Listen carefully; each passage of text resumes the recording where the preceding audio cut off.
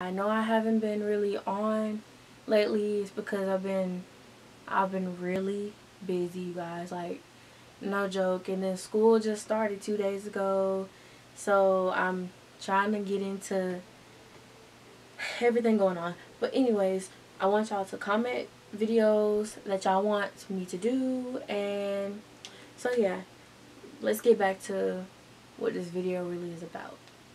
And it's a really touchy subject, like really touchy. Um, a lot of y'all don't know, but I have had eczema since, I say I've had eczema since like, uh, I'm sorry. I've had it since like second and third grade, and it used to be horrible. I was in elementary school. I'm sitting here learning my ABCs. I'm not learning my ABCs, but I'm sitting here singing my ABCs, and the wheels on the bus go run around, watching Magic School Bus, and next thing you know, I'm getting picked on, and I'm sitting here like, this ain't supposed to be happening. And I didn't know how to feel about it because, I mean, I was little. And I'm sitting here just like contemplating. I'm like, what is going on? So I get to 4th and 5th grade and it gets worse. Like, it gets so bad, you guys. I really did not know what to do. It was horrible. People used to pick on me because, in 4th and 5th grade, everybody started feeling themselves and started finding out, okay, I'm the, and everybody know it.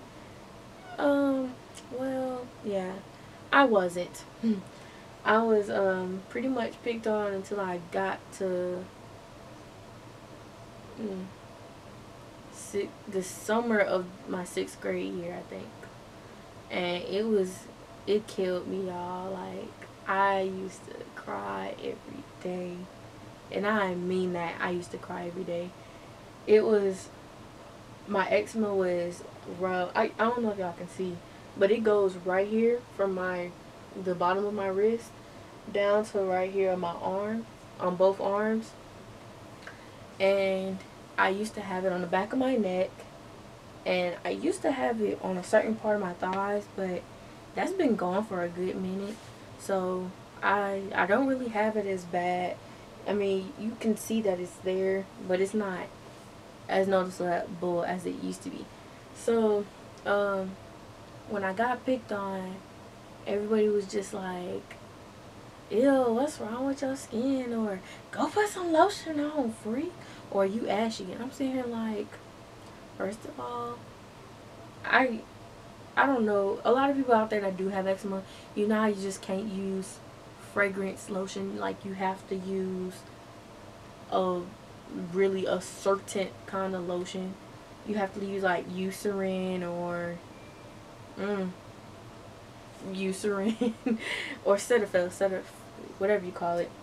And I recently started using something different, but I'm gonna say my skin regimen, how I keep my skin so clear. I'm gonna sing that a little later, so y'all stick with me. And I mean it, y'all. Like and subscribe. I promise I will be making more videos, but y'all gotta tell me what y'all want me to do, because I'm here for y'all. But yeah, when I used to put certain things on, it made my skin like peel. Like, it wouldn't be like a big old layer of skin just coming off, but it would flake and peel. And I'm sitting here like, I don't scratch it because it makes it worse. So I used to just sit there like this, and next thing you know, somebody's just looking at my arm. Oh, does it hurt? Does it hurt? And I'm saying like, no. This something you do not want to say to somebody with eczema. Like, we know it's there. It doesn't hurt. It itches sometimes. But I mean, it's just not something that you just sit there and point out. That's like sitting there and pointing out in the middle of the classroom, hey, you got spinach in your teeth. Like, why couldn't you just, I mean, maybe they were saving it for later. But I mean, it's glad that they told you, but still, I mean, just don't make it seem like we're freaks because of our skin. Because when I used to have eczema on, I used to have it like on my top lip, and it was horrible, y'all. I'm telling you, it was horrible. Like, if I put on chapstick, it would peel because, you know, the new layer of skin under. And I used to just sit there and somebody just like, yeah, why your lip like that? You got some, like, where, what? But yeah, so eczema was a pretty hard thing for me. And then the fact that it was mixed with problems I already had growing up, as in I was really tall in elementary school. So people used to call me tall. People used to call me big. They used to say my clothes were ugly. And my thing was, my dad would always buy stuff that wasn't the cutest, but it was expensive stuff. Like, I remember I used to have some, I don't know if it was Ralph Lauren or Polo, but it was some overalls, and I hated them. Like, I still have those overalls to this day, and I look at them and I'm just like, why did I ever put that on my body? And it's just sad because, like, people were so hurtful back then. And back then, elementary school is supposed to be where you're, like, you first start developing. It's supposed to be happy. It's supposed to be, oh, I remember in elementary school when I did so and so. And I'm just sitting here like, I remember in elementary school, when I used to be in a counselor every day. Like, me and my counselor are so tight that the day I made a Facebook in like 8th or 9th grade, she followed me on Facebook, and every picture, everything I post, she is right under my picture. You look so beautiful, or hearts, or I miss you. And I'm just like, oh, she still cares. Like, I was in there so much, you guys. I know about all her kids. I know everything. It was really sad. I know at elementary school I had more friends with teachers than I had friends with students.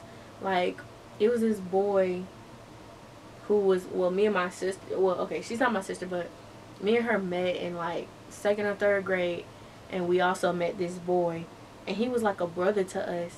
Next thing you know, we get to 6th grade, and he's like, we're gonna be friends forever.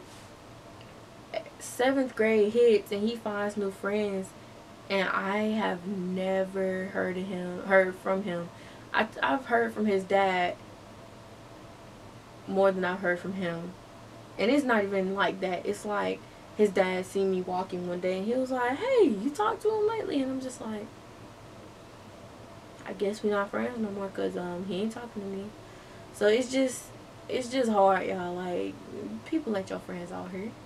The only people you got is your family. Whether your friends are your family, that's still your family. Friends. But I do have a best friend, 7 years. And to be honest, he's one of the reasons that I became more confident in myself. Him and my sister. And I got into, like I said in my first video, I think I said it, I got into track, cheerleading, then I got into a whole bunch of stuff because I was like, nobody think I can do this. I can do it just as good as I can. So yeah, but it was kind of hard for me when I think back on it. It's not something I just sit there and think about every day, but it was difficult growing up, and it was a thing that I never told my parents. Like, I didn't tell them until recently, and my dad's like, you should have told me. I would have cut him. And I'm sitting here like, Daddy, them people didn't even matter to me no more. I don't care. Them people off doing whatever they want to do in life, and I'm sitting here like, your girl is ready to graduate and go to college. But I mean, those people don't matter to me anymore. Like, I don't let them faze me. People that do hate comments and stuff under any of my social medias, I mean, they're there. Alright, I see them. Goodbye. I mean, it's just what it is. I mean, I can't stop it, and I can't help it. But if they want to say it, they want to say it. That's their opinion.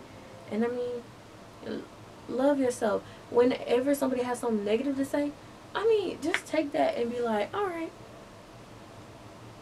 Like, brush that chip off your shoulder, girl. It don't mean they just there to hate. But yeah, so I love y'all, and it's time to get into the skin regimen. But the first thing I do when I get home, I make sure that my face is pretty clear. Like, I take a warm, soft rag, like a microfiber cloth. Yeah, I think that's what it's called. But I'm sorry, y'all, it has stuff on it. But I take a clean microfiber cloth and I run warm water on it and I go over my face. Then I take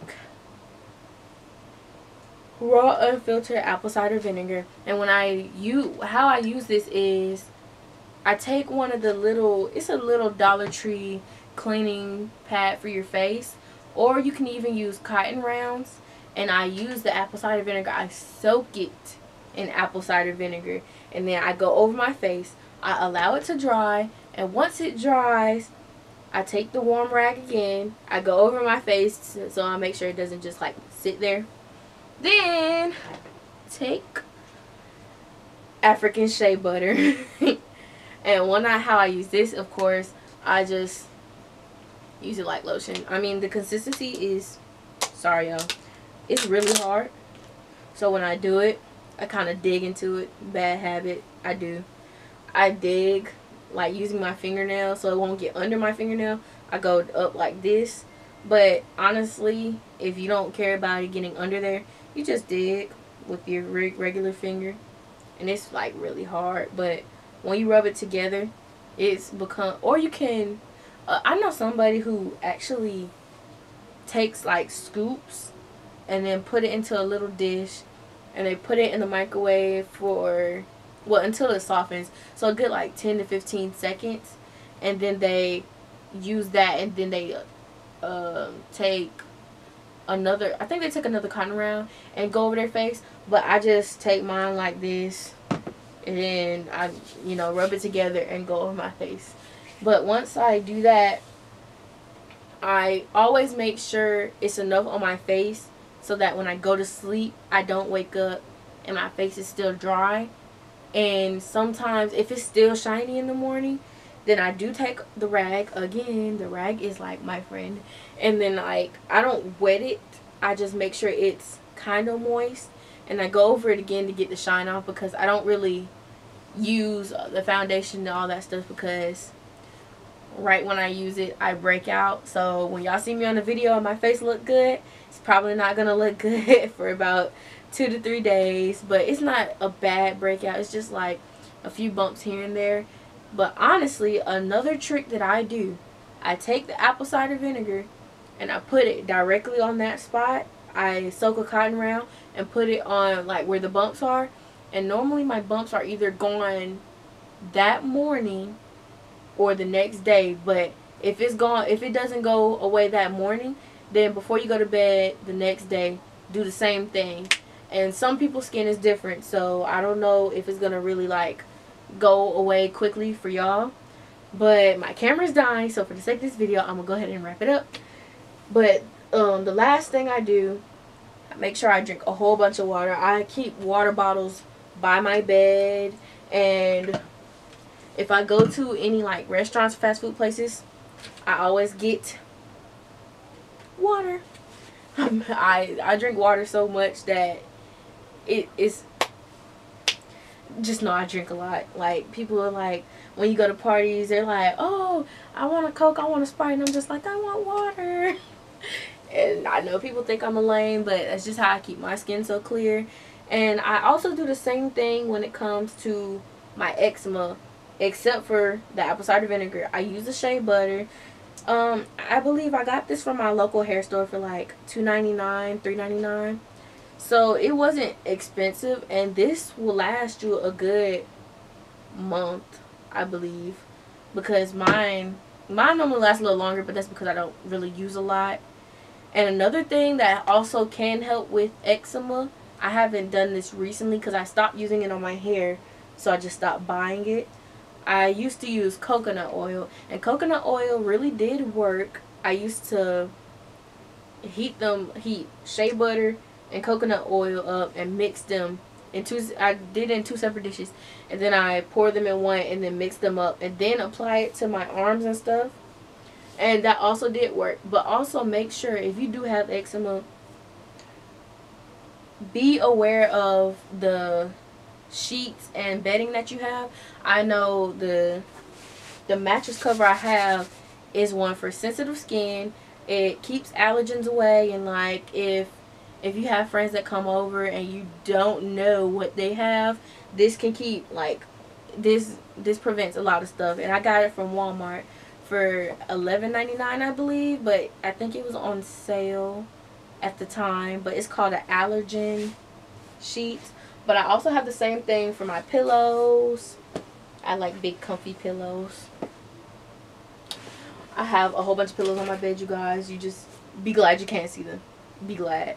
So yeah, that's how I do what I do. And also for my legs, just so I can prevent the strawberry effect when I, when I do hair removal, I don't shave my legs. And that's because, I don't know, I have a fear of shaving my legs. I think I'm going to cut them. So I take, since it's for sensitive skin, I take, what's that stuff called? Veet. It's the bottle that says sensitive on it. And I take it and I lather my legs up. And when I get in that shower, it's these little gloves that you can buy from Dollar Tree. You can even buy them from, I've seen them at Ross's before, but you never know what's at Ross's. I take that and I go across my legs when I remove the hair, and I make sure I go in one smooth motion down, one smooth motion up, and then I make sure I rinse off my legs and wash my skin off, because you don't want the chemical to be on there. And right the next day that I do that, I always use a sugar scrub. I get my sugar scrubs from Bath and Body Works because my legs don't really get like my arms do, so I can use scented stuff on that. But there's also videos on how to make your sugar scrub so it won't be, fragrance. And I might make a video on that because I have used one and it worked good for me. So yeah, that's pretty much it for this video. Don't forget to like and subscribe. Comment down below what you want me to do in the future. And I love you, and make the world a better place.